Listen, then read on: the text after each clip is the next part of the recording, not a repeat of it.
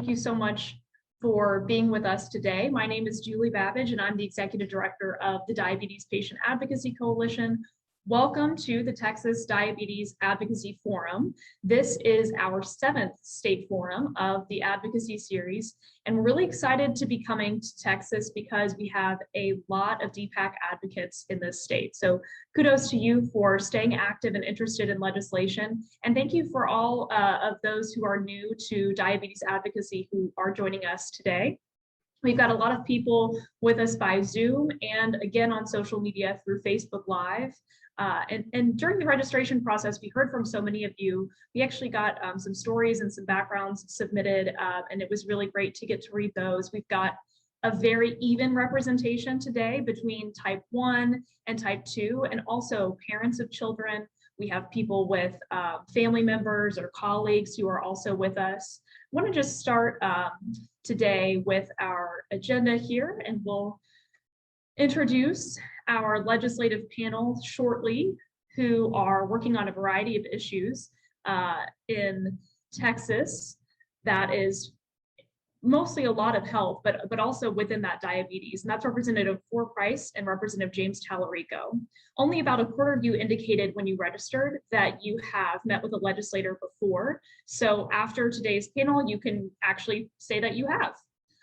And then once that panel concludes, we'll get into our Advocacy 101, which is going to give you the elevator pitch on all of the hot topics in diabetes. And that's also as well as how you can be active in them and be an advocate in the state of Texas.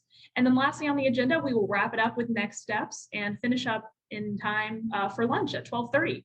We're talking today with our legislators about diabetes, which of course is a concern in all states. Texas ranks 38th on the list of prevalence. 1 in about every 8 adults has diagnosed diabetes. And you can follow the map here of Medicare data to see specifically the areas of the state where it is impacting people the most.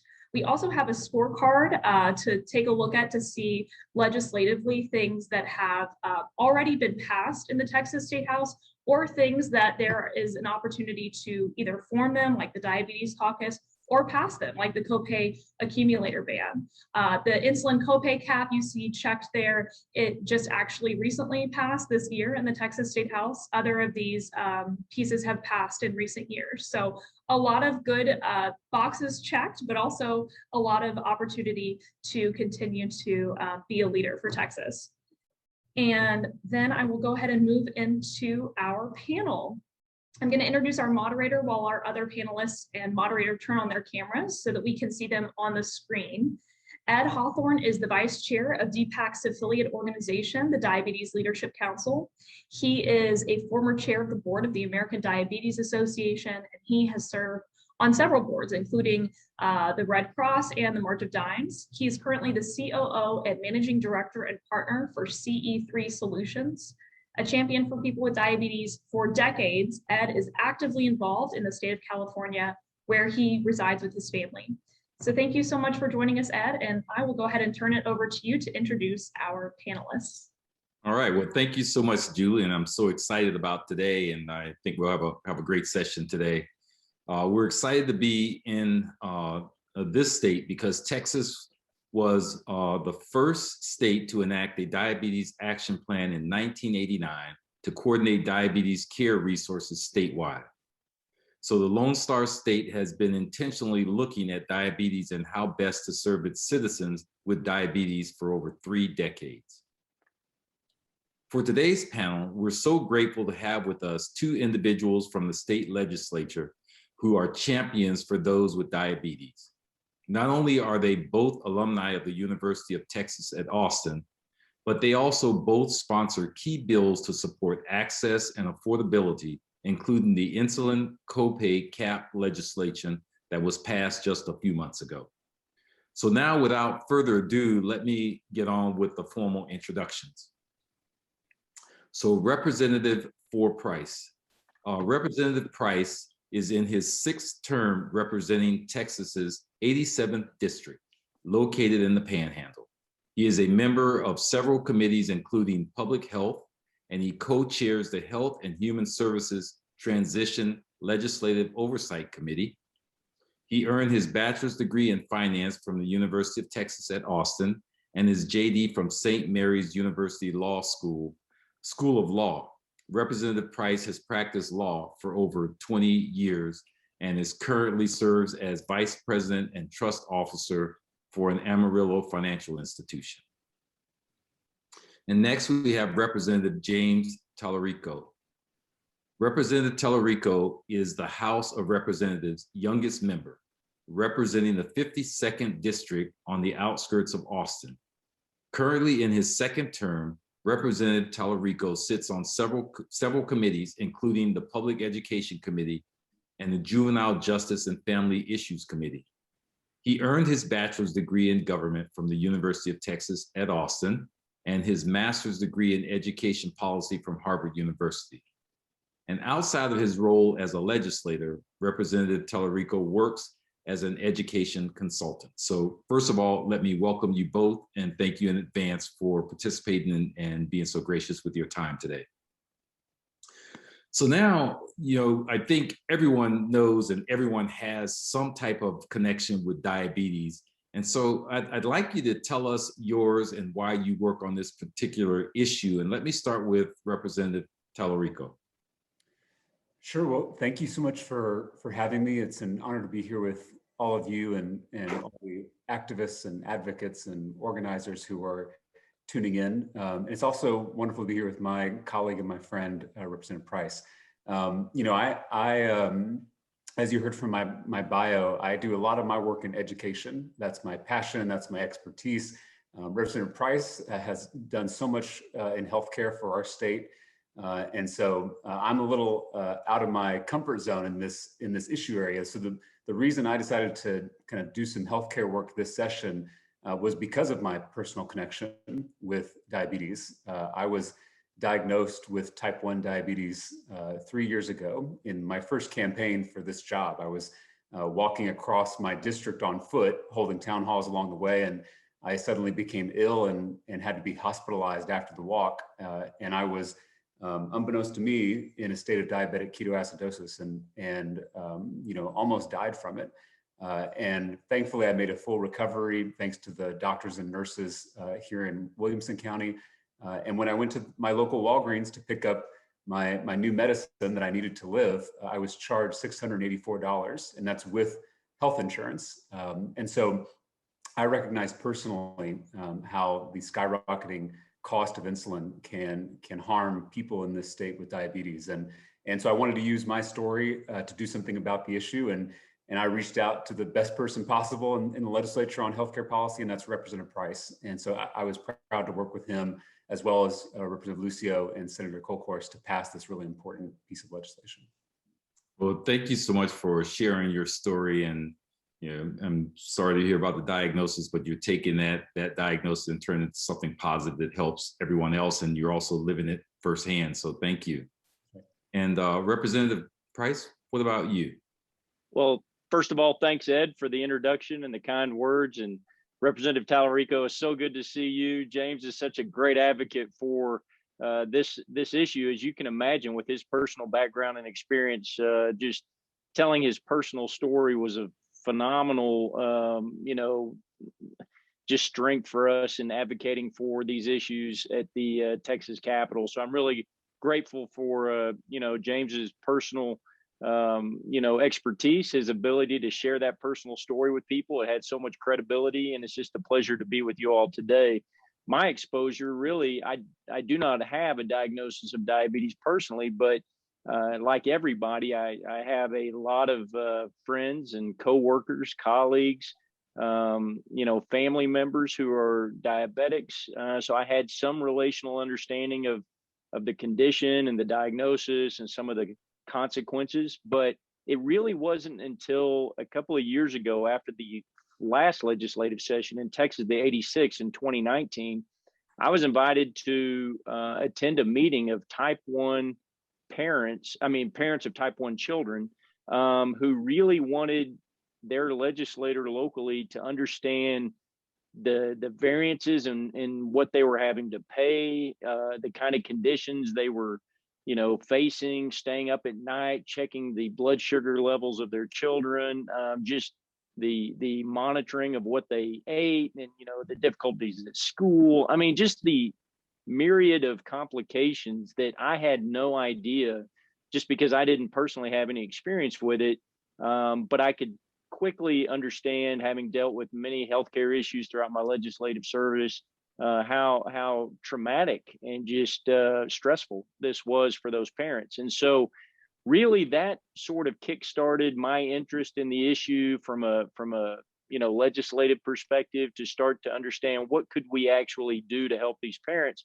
And then working with James and Senator Colcourse and Representative Lucio and others, we really had a successful session with respect to the issues that were referenced earlier. And even though there's more work to be done, really proud of what we accomplished, because I think it's going to help millions of Texans in the future. Well, thank you so much for sharing your story, your involvement. And, as you know, this fight is pretty large and pretty big. And so, people with diabetes appreciate all of the support and help that we can get. So thank you. You're welcome. Now, both of you have sponsored legislation which promoted access and affordability for people with diabetes in various ways. Now, Representative Tallarico, as a primary sponsor of SB 827, one of the copay cap bills considered last session, could you share more about the bill and how it can help people with diabetes? Yeah, absolutely. So this is a bill to cap the out-of-pocket costs of insulin and insulin supplies. And so it's a copay cap, not a price cap, which I know that language sometimes gets confused. And so I've tried as a new kind of advocate in this space to be more precise in my language in how we describe bills like this. But it's very similar to the bills that have been passed in 16 other states. I'm really proud that our cap is one of the lowest at $25 per prescription.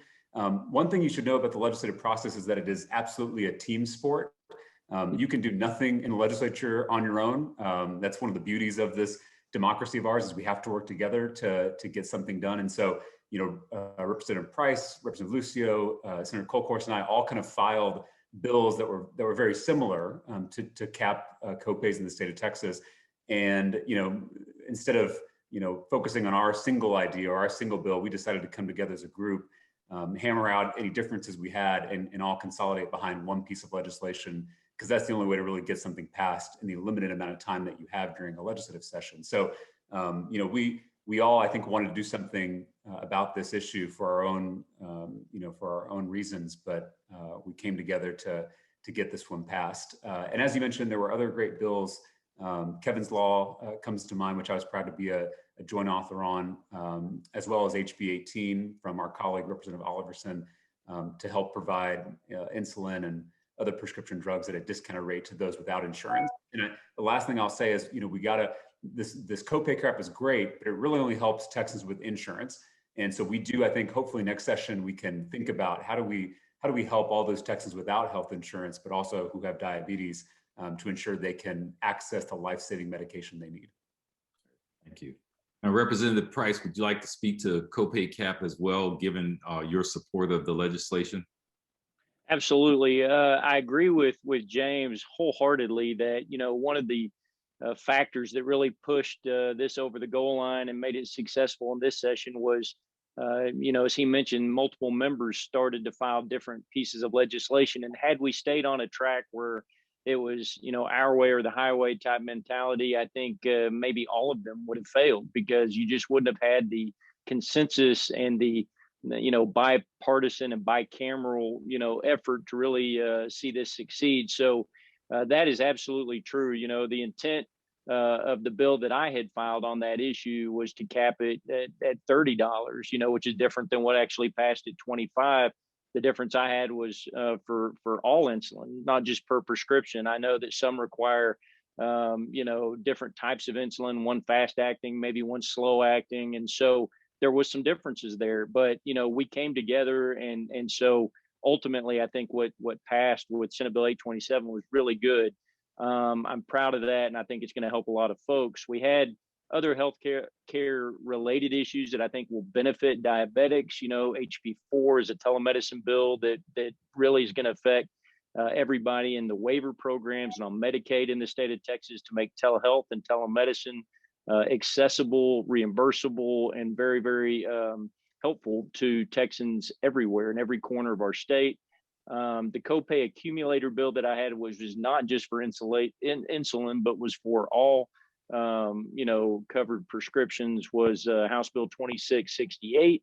That did not pass. It made it to calendars. It died on the calendar. But boy, that really was one that I think would have benefited consumers across Texas. Health plans did not necessarily love that, but it was one that would have at least allowed the deductible calculations to include any source of payment. So if you had coupons from manufacturers, for instance, that regardless of what the source was, you could have used that and it would count towards your out-of-pocket deductible costs, so that you meet your maximum faster and can access prescriptions at less cost. And so we'll come back next session and revisit that issue. But I'm hopeful because we received a lot of good feedback and educated a lot of colleagues along the way with regard to those matters. And finally, I'll just mention real quickly, House Bill 2595 was a mental health bill that passed, but a lot of folks struggle with parity issues. We passed parity in Texas several sessions ago, but navigating that can be confusing. So now in Texas, for those who have mental health parity coverage issues, there will be a portal with Texas Department of Insurance where they can go and get some help. They can seek assistance navigating that. If they've got complaints, those will be tracked and handled. And then we require some educational materials to go to the health plans and work through that as well.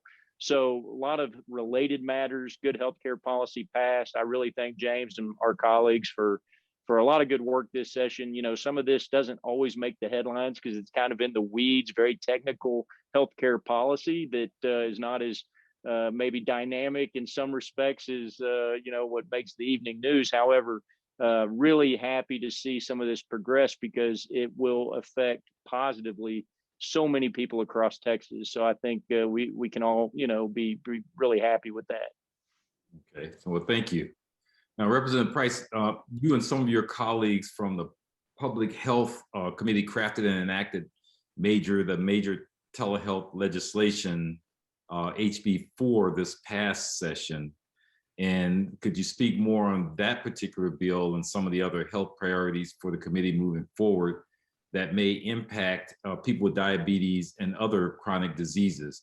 And you were telling us about HB 2668, the copay accumulator ban bill that kind of died, but we are also very supportive of that, and hopefully that it gets resurrected again and has more success on the next session. So would you talk a little bit about that? You bet. The House Bill 4 telemedicine bill that you referenced was what I was also referencing moments ago. The bill itself really builds off a foundation that was established a couple of sessions ago in Texas, where we started to modernize our laws so that barriers could be removed and folks can access telehealth and telemedicine. In Texas, telemedicine is referred to as healthcare being provided by a practicing physician, a licensed physician, and telehealth is healthcare being provided through allied health professionals across the state. So there is actually a distinction in the law there, telehealth and telemedicine, but I'm just going to refer to it as telemedicine, for instance, right now. And we removed, requirements for certain platforms. We put in, provisions that health plans can't discriminate if a provider feels like they can provide a service via telemedicine in their independent judgment instead of doing an in-person visit. And then, we expanded that to FQHCs. We made sure that now in this House Bill 4 that folks in Medicaid and participating in certain waiver programs across Texas are also able to access telehealth and telemedicine. So really what we've done is really establish in Texas a framework by which telehealth and telemedicine is the means or the medium through which these healthcare services are provided, and they are going to be reimbursable and covered and accessible. Technology really has never been the issue for us. It's always been about payment, money, and access. And so I think by removing all these barriers, regardless of where you live, whether it's in a rural community or a heavily congested urban community, this is really a very safe, very effective way to provide healthcare. The utilization during the pandemic was sky high, both for providers and patients. And I think we'll see that continue. So I'm really glad to see, the structural and regulatory framework in Texas, now established, because I think it's just the way folks are going to access healthcare more accessibly or more easily in the future. And that includes diabetics, of course. And I think that's a good thing for everybody. The co-pay accumulator bill, again, really, some of these issues are multi-session issues that takes a while for people to get comfortable. That bill was heard in the insurance committee, not in the public health committee. And insurance, it deals with a lot of issues. It kind of was heard late in the session. It got to the calendar very late. And so it was kind of a victim of timing to some degree, but there was broad support. And so I am optimistic about our future with that bill moving forward into the next session. We'll use this interim time, this 18-month period, to ask for some interim studies. We'll ask for more educational opportunities to talk with our colleagues and just make sure that folks are on board, because I really think that once that issue is understood, and it is kind of a technical issue, but once it's understood, most people really see the value in leveling that playing field a little bit and making it a little easier for consumers. So I'm very optimistic about it. Well, I'm glad to hear you're optimistic. And I got a question that I'm probably going to ask you again at the end, but I might as well ask it now. So what is it that we can do to support you in this next session around this? What can we do? Can we call more? Can we write letters? I mean, tell us how we can help you to help us. It really is helpful, Ed, for folks to contact their respective members, where they live, and have a personal conversation. I think it's very important to maybe reach out to members of the insurance committee or the public health committee, make sure they're aware of what the issue actually is and why it's important. There was some misunderstandings of some, that if you had this in place, it would increase the cost to everybody, because it would sort of drive people to maybe more expensive pharmaceutical products. And I think the research indicated that most of these issues, well over 90%, for instance, where a coupon was issued by a manufacturer, these were where you had highly specific, no generic equivalent drugs. And so what was going to happen was it was going to help the people that needed the help the most, not necessarily drive everybody to a more expensive product for very common generic products or where those are available. So really there's some issues that once people understand them, like I said, and can communicate and stress the importance of it and how that will reduce the cost to them individually, month in and month out. Sometimes these are drugs that have to be taken forever. I think it's really important for individual members not just to believe it's a consumer protection issue, but it's something that's life or death to many people. And so I think once you understand that on a personal level, it has an impact or a greater impact. So I do think that reaching out and having these one-on-one conversations can be very effective. Great, thank you. Representative Tallarico, anything you'd like to add? Yeah, no, I completely agree. You heard Representative Price tell you earlier that he got involved with this insulin affordability issue because constituents met with him and shared their story. So I would recommend that strategy, and that works really well with me as well. I remember my first term, I had a group of parents of children with autism come and meet with me about the different issues that were impacting them and their families, and that opened my eyes and led me to sign on to several important bills last session and this session. So, I'd recommend seeing, Representative Price mentioned, focus on your member, your legislator, both your representative and your senator, because that's where you're going to have the most opportunity to voice your concerns. And then if you can, reach out to folks in your community, in that same community, who have the same experience, have the same problem, are facing the same issues, and band together to then sit down with your legislator in a group setting. I think that's always more effective. It's also more efficient for the legislator to kind of save time. If you can have a meeting with 10 families rather than just one family, that's always going to be easier. So focus on your member, try to find like-minded folks who are facing similar issues, and sit down with your your representative or your senator and share your personal story. That's always going to be the most effective thing. Numbers are great, data is great, research is great, but at the most basic level, it's that human connection that you create with your lawmaker that's really important, and that's how change really happens at the state capitol. Great, thank you. Now it's been widely reported that COVID has had a disproportionate impact on certain segments of the population, and we generally call this health inequity. And it's great to get both of your perspectives on this, given your diverse geography in the state. And how are leaders working to address this issue in Texas? And so, Representative Tallarico, I'll start with you, and health equity in the urban context. Yeah, in so many facets of our lives, the pandemic exposed what's broken, and what's unfair, what's inequitable, what's not working. And it's up to lawmakers and policymakers to take an opportunity like the pandemic presented to us and learn from what's not working and how we can fix things going forward. Unfortunately, in politics, you can get distracted by the shiny objects. Representative Price mentioned that these issues that we're talking about here are not always the ones that get on the front page of the newspaper or get on your social media timeline or get on the evening news. And that's really a challenge, because in my experience, members of the legislature, Republicans, Democrats, people on the far left, far right, they do this job because they want to make things better in our state for people, and they want to improve people's lives. Unfortunately, we get caught up in some of these political games that distract us from really important issues like this one. So the more that advocates like all of you can help us keep our eye on the ball and help us focus on bread and butter issues that really matter to people's lives, I think we'll see how our state government can work at its best. And so I hope going into the special sessions that we're about to enter into and going into the next regular session, I'm hoping that we can really learn from the lessons the pandemic taught us about what's not working in healthcare, in education, in technology, and take real steps to address those deep problems in our state. Great, thank you. And Representative Price, can you share your perspective on the same question? Absolutely. I think health inequities existed before the pandemic and certainly now exist while we're in it and getting beyond it.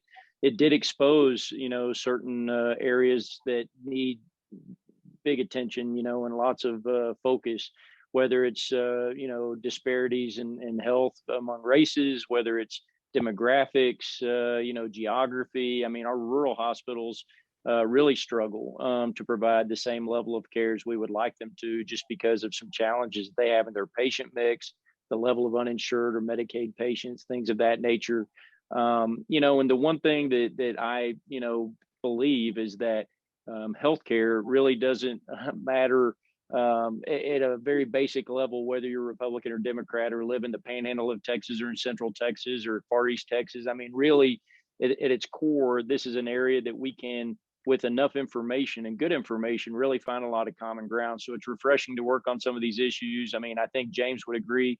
Working on, for instance, this past session together on the bill that passed to benefit diabetics was never a highly charged political issue. It was more about a human patient care and access issue, affordability issue. It's something we could all identify with. So I think it at a very basic level, when it comes to health equity, identifying where the inequities exist and gathering the necessary data to really address it, understanding it's a long game to be played. Not everything will be solved, for instance, in the next year and a half. But when we go into the next session, if we can identify some high priorities, the chances of them being addressed successfully really increase. And so, as a member, that's the way I'm thinking. But as a member of the public, I would, encourage anybody to not only contact their members to request interim studies and hearings on these issues, but contact the Speaker of the House office and make sure that as those charges are being developed, because in the next coming few months, probably for sure by the end of the summer, beginning of the fall, they will tell each committee, you should study the following issues so that when you come back to the legislature, you will have some foundational work accomplished. And I think if some of these inequitable issues are really stressed by the public and by the organization, by advocates, and they get up and say, look, these three things are really important, we need to address them, whatever those happen to be, the chances of those being studied are higher. And then if they are studied, the chance of there being successful legislation in the next session are obviously higher. So I think that's just a common sort of basic strategy that I think often goes overlooked, because people think we're only in session in Texas every other year for 140 days, and that's when the work happens. But right now in this interim period, a ton of work happens really to focus us for the next session. So I think that's a good strategy, especially in this area. Well, it sounds like that the two of you are a shining example of being able to work together on issues that are for the good of the people in a nonpartisan way. And I mean, I think that that's encouraging for all of us who also believe that diabetes is a nonpartisan issue. And an example of that is the work that you guys, that both of you have done together on HB 1935, the emergency insulin bill. And that's proof of things that can happen when you're working together for the good of people. Now, you both have collaborated on diabetes despite being from different parties and different areas. And how do you work to find common ground on issues of diabetes with your other colleagues? Well, I'll jump in if that's all right, James. Yeah, I mean, I really believe that with almost any issue, and this one, specifically, it affects people at a very personal level. And, it's hard to, let me back up. It's easy to dismiss somebody's point of view if you don't have a personal conversation or understand how it affects them individually or might impact them individually. And diabetes in particular is so prevalent. We heard the statistics at the beginning of this call. It's hard to imagine that someone does not have a parent, a grandparent, a sibling, spouse, coworker, or colleague that is impacted or affected. And so if you can reach out to someone, and we have both individually among our colleagues and said, we're working on this issue, and here's why it's important. Here's what the consequences are if we don't do anything, and here's where we're going to be, and try to make some personal points. I think that's impactful to them on the receiving end. I also believe that, if I run up against somebody that is maybe reticent to understand something like that, I often will take the financial approach and say, okay, if we don't do anything, and if this isn't something you're interested in, here's why you should be, because it's going to cost all of us some, healthcare dollars, which is the most rapidly growing part of our state's budget. And you may not care at an emotional or personal level, but you should care at some level, because it's going to affect 30 million Texans when they're living and working and paying taxes here in the state. So I guess you just kind of think of know your audience, know what affects them, but again, it's not a political issue and shouldn't be. And James is a good example of somebody that's got a great personality, very good temperament, very good understanding of the political process, and can go reach people from either party in either chamber and have these kind of personal discussions. But I just don't think there's any substitute for going out and have personal conversations and really working with the members on individual level. And it's just one by one until you can build that consensus. Representative Tallarico? Yeah, the only thing I'll add is I think people, when they see the legislature from afar, they think all we do is fight all day long. And we do our fair share of fighting, that's for sure. And there are days in the House floor where we fight it out. There are issues like guns and abortion that are very, divisive, and we have our differences of opinion and we fight it out. But in reality, and I didn't know this when I was on the outside. I knew this when I got elected. I would say, and Representative Price, you can correct me if I'm wrong, but 85, 90% of the work we do in the Capitol is nonpartisan. It's not highly charged. It's just problem solving. And there are differences of opinion about how to solve a problem, but it's very collaborative and productive on most issues. At least that's been my my experience. And that shocks a lot of people, because what you see in the newspaper is that we're, fighting over an elections bill or something like that, and it's very dramatic. But in reality, I think most legislators who are there, the overwhelming majority of my colleagues, just want to solve problems. And so, we'll have those days where we talk about the highly charged issues, and that's okay, and we're supposed to do that. But then the next day, you got to get back to work, and you got to try to solve problems that people in the state of Texas care about. And in my experience, always seeing your colleagues as potential allies and not writing anyone off is really important. And I think that applies to advocates as well. So when you're walking the halls of the legislature and you get to someone's office, you see their name outside the door, and if you think, Representative so-and-so is never going to agree with me on this, and you write them off, then you've already lost. You need to assume that everyone can get to a place of agreement. And in my experience, they do. With enough conversation, with enough negotiation, with enough compromise, people can usually get to a place where they feel comfortable agreeing on something important. And so I hope for all the advocates and organizers that are listening, always see every person as a potential ally and treat them as such. And I think you'll be pleasantly surprised with how much progress you can make. I think that's great advice. And I just want to add one thing, which is on this issue specifically, when you have members from different parties with, different views on different issues coming together, who live over 500 miles apart, again, working across not just the aisle, but with members of the other chamber, and you come together and say, these are issues that are important to us, and here's why we're working for it. It has an impact practically on those who are maybe less informed or not as familiar with it. They see, Tallarico and Price and Lucio and Colcourse too. If they're going to agree on an issue, maybe we should listen to it, And I think that just practically has an impact. So building a good coalition of people, and as James mentioned, never writing someone off, because you never know what their background might be or what interest they may have, I think is very important, and it can make a huge difference with the momentum the issue in legislation can have on its trajectory to success. Well, wow, this has been amazing. And our last question was really going to be about what we could do to help, but the two of you have you're in wove all of those things into your talks. We really appreciate it, but also helping us to understand the inner workings of sort of how you get policy done, and the fact that the example that you showed about how working in a nonpartisan way can really improve the lives of people, and that work is actually going on. So Representative Price and Representative Tallarico, I want to thank you both for your time today and for being tireless champions and supporters for people living with diabetes. And so with that, I will now turn the program back over to Julie.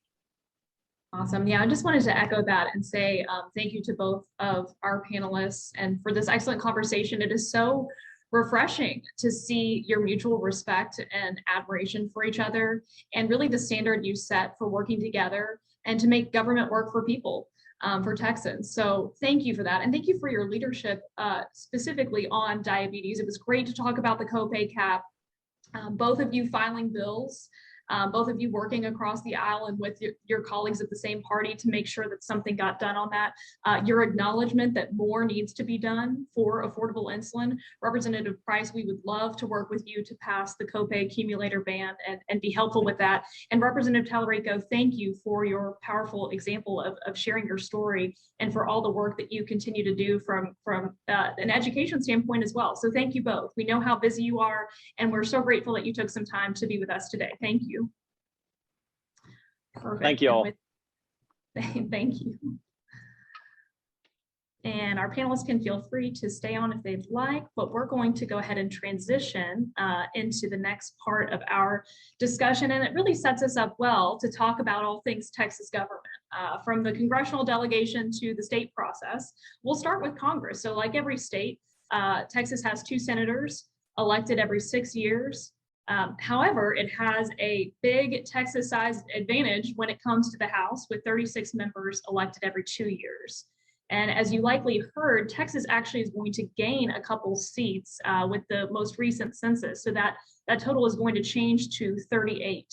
And if you're not sure who your representative is, you can use the link at the bottom of the page to find that information. Because today is focused on the state legislature, I won't spend a lot of time on Congress, but I did want to take just a moment to discuss caucuses. A caucus is an informal group of lawmakers who have shared concerns and shared interests about a topic. There is a caucus for virtually everything. In Congress, that would be peanuts, carbonated beverages, Friends of Norway, cement. It's a list that is long and continues to grow all the time. They are often very bipartisan, which is a good show, like we just saw today, that a lot of issues like diabetes should not be Democrat or Republican issues. These groups, caucuses, they exist at the state and the federal level. And as you saw on the scorecard at the start, Texas is a state that does not have a diabetes caucus, which is a great opportunity to start one. But notably, the Congressional Caucus is the largest health caucus in Congress. So there are actually more members in the caucus than are not. It is very bipartisan. It's chaired by a Democrat and Republican. And one of the asks that you can make right now on our website is to make sure that your freshman representatives, those who are newly elected, join the diabetes caucus. So we have a list for you here to show which members of Congress from Texas are new as of elected in November and joined in 2021. So you can send a letter to let them know how important it is that they join the caucus, and can do that on our website. If you're from their area specifically, and we'll touch on it again later on, the system will recognize that your zip code is within that district, and then we'll let you send a letter to them in a very quick and simple process. Being a diabetes caucus member is not a guarantee for action, but it is a really great way to make sure things are happening on behalf of people with diabetes. And with that, we'll move into the states. So Texas is one of 38 trifecta states where House, Senate, and the governor's office are all held by members of the same party. And in this case, that is the GOP. It has been this way since 2003. And there's not a supermajority of Republicans in either chamber, which means that if Governor Abbott were to veto legislation, then some Democrats would have to join in the number of votes necessary to override that veto. Session begins the second Tuesday of odd-numbered years. So this past legislative session ran from January 12th to May 31st. So just concluded about a month ago. And Texas is unique in that it meets on that biennial calendar. So 46 other states meet annually. It's just Texas and 3 others that meet in this biennial way. And you heard Representative Price mention that even though it's just 140 days on paper, a lot of work happens in the interim outside of that. So we advocates can be active all the time, and it's important that we are consistently involved because a lot of laws and a lot of ideas are being written and started in that interim time. Representatives are reelected every 2 years and senators every 4, and there are no term limits. Legislators come to state capitals with all kinds of issues in mind. Some are specific to their community, whether it's the Panhandle or Central Texas, as we just saw. Some are applicable across the state, and legislators are, of course, are elected to reflect the values and the issues of importance to their district. So we have to make sure that they know how important diabetes is to their constituents. And that's why it's necessary to use our voices, tell our stories. Even the example you just heard of, sometimes it takes more than a personal story as well. You can use economic information to sway a member who they care strongly about that as well, and many do. So a lot of legislators also can recruit their colleagues to support their legislation so that it passes. And that's you just saw that with Talarico and Price working side by side and calling this a team sport. That means that everybody really is on a lot of these issues working together. It is not easy to pass a bill, so more lawmakers means more possibility for action. Thank you again so much for attending. We know that 90 minutes is not a short time, and so thank you for your time today. And for those of you who joined us on Facebook Live and here on Zoom, we really appreciate it. You can email us if you've got any questions. You can message us through social media. Please do follow us on social media and make sure that you're signed up to be a DPAC advocate, that you're subscribed to our network. And that will make sure that anytime there's action to take in Texas, like on Representative Price's copay accumulator ban bill next session, when we can be active on that again, there would be a call to action to make sure that that you're able to write your members quickly and easily and tell them to support that. For example, also there's action right now, as we just said. Thank you again. Please share this with friends and family. Practice telling your story and tell it often. We really appreciate your time, and we hope that everybody here today will continue to take action. Thank you so much.